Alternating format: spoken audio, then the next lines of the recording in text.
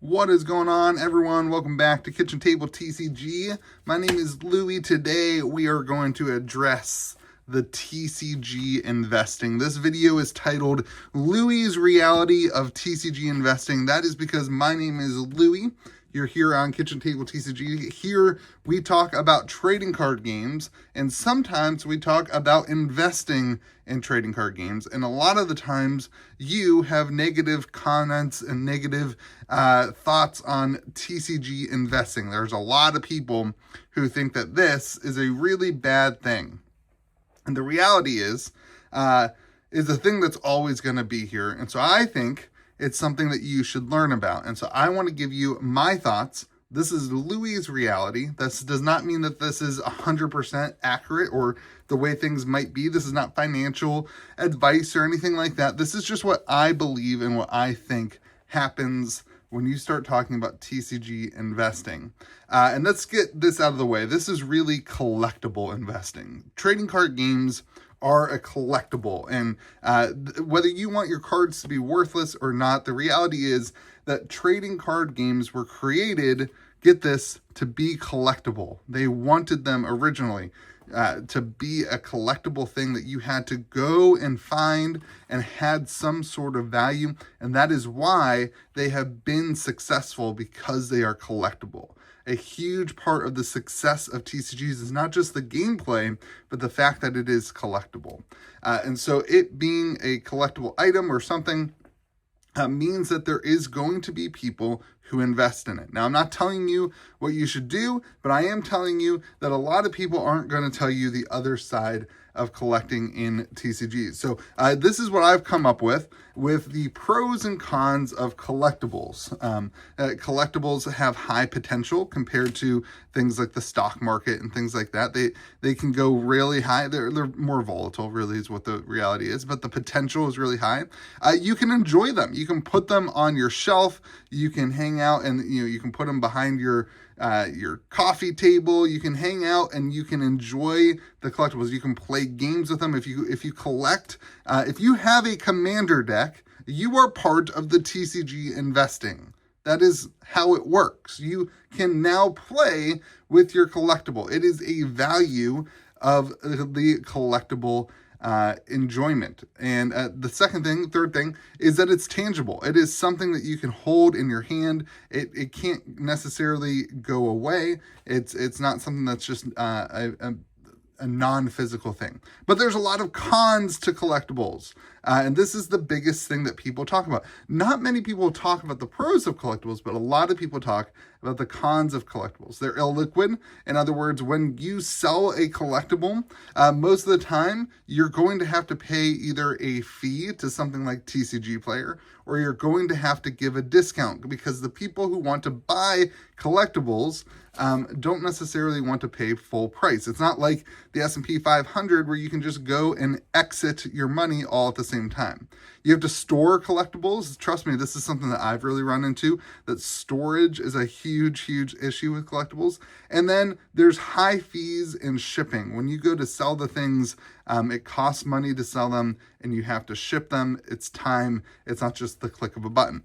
So there are other ways, and the comment that we always get on this channel is that you should never invest in card games or collectibles or whatever. It should always be the stock market. And so I've put out the S&P 500, which is, an index fund of all the top 500 companies in America. And S&P 500, obviously a very popular investment vehicle. It's diverse. It's got all the different companies. It's simple. You can just buy it and sell it. It's not, you don't have to store it and do anything else, or, have this huge thing. And it has a history, right? It has a history of success. It has a history connected to it, and you're investing in very, very solid companies, right? The con is that there's a limited upside, right? There's a limited, compared to collectibles, there's a limited upside. I've also thrown out a couple other things that people hate. Bitcoin, crypto, high potential. It's decentral, hedge against inflation.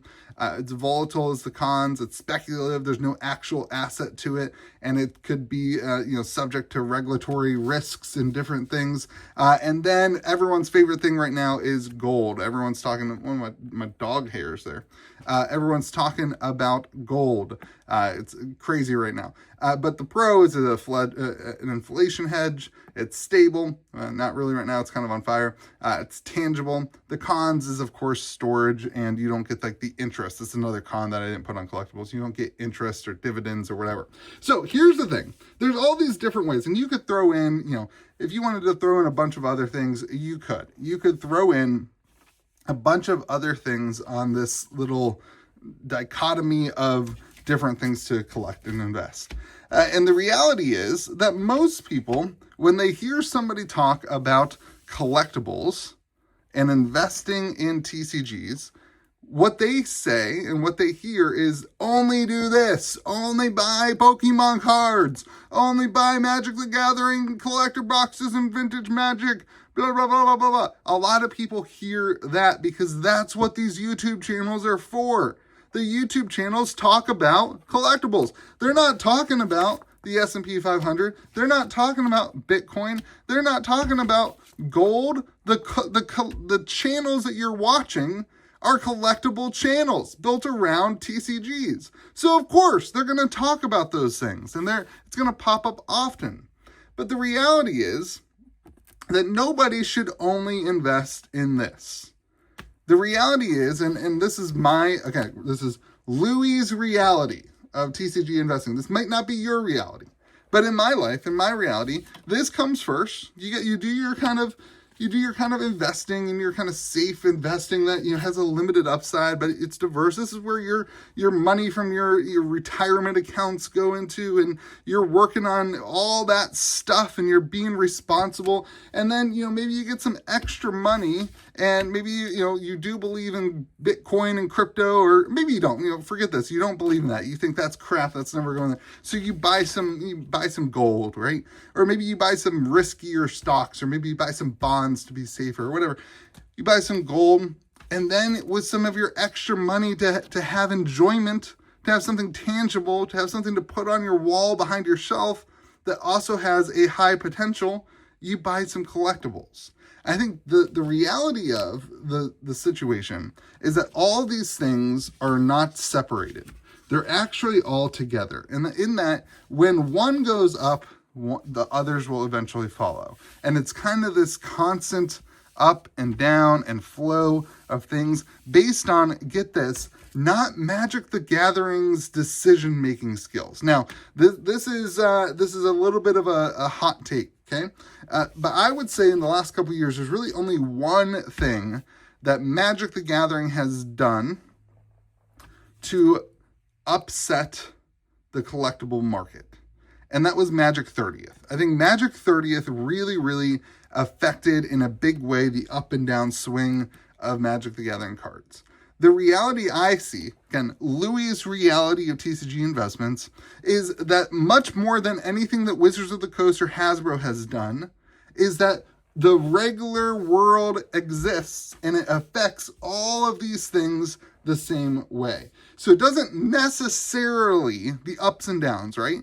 Doesn't necessarily mean that if you put money in the S&P 500, it's necessarily better. The S&P 500 is going to go up and down, and it's also going to affect all the other things. Bitcoin price is going to skyrocket, and all of a sudden your Pokemon cards are probably going to be worth more money. Right now you're seeing gold skyrocketed, and now some money is moving from gold back into Bitcoin. It's this whole world where the reality is, it's not necessarily what these companies are doing that affects the day-to-day prices and the market fluctuations that you and I talk about or see. The reality is that there's a lot of things that affect the prices of collectibles. Yes, reprints happen and that affects, but I'm talking about the macro of the TCG industry is affected in the same way that the world affects gold and Bitcoin and the S&P 500, the same way it affects collectibles. And here is the real point of this video, is that everything is connected.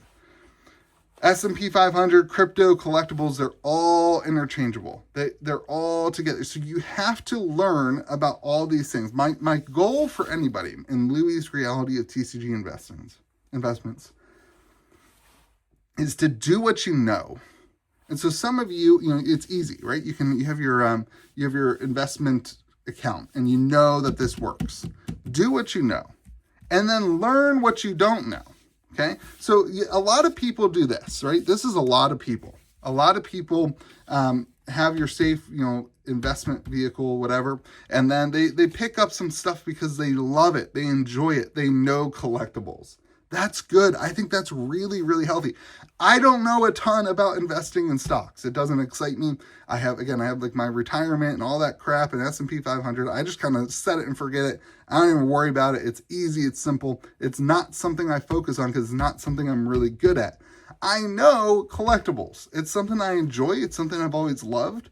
And it's something that I'm good at. I have the knowledge about collectibles that allows me to buy and sell things at, I think, decent times. And this is something I know. But that doesn't mean that I shouldn't go and learn what I don't know. So the goal of this video is to say, do what you know, then learn what you don't know, and then do what you know. And it repeats. It's a cycle. Do what you know, learn what you don't know, and then do what you know. And then all of a sudden, you will have, I think, a much healthier relationship with investing, where it's not just the collectibles that you're being negative about or whatever, but that you understand, in my opinion, that everything is connected. And the worst thing you could do, again, in Louie's Reality of TCG Investments, in my reality, the worst thing you could do is to do nothing. This doesn't work. This is just you complaining about the price of your Commander staples. Doing nothing will result in, get this, in nothing. But when you do something and you have a diverse, you've learned, you have done what you know, you have learned what you don't know, and then you've done what you know again. When you do something, I think good things happen. And I think it's really important to understand it's not just what these companies are doing. I mean, in the micro, it is, right? Like when Magic reprints boxes, oh, this is the wrong one. When Magic reprints boxes, it's going to cause the price of boxes to go down. But in the macro, the larger scale, it is much more connected to the global economy than I think any of us want to admit. Again, in Louie's Reality of TCG Investing. So let me know what you think about this. I just thought it would be a fun video to talk about collectible investing in a way that is a little deeper than we typically do.